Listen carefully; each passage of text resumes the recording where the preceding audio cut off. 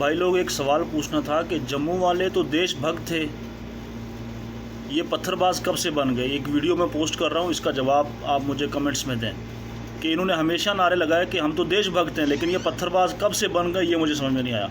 इस वीडियो को आप सुने और जवाब दें।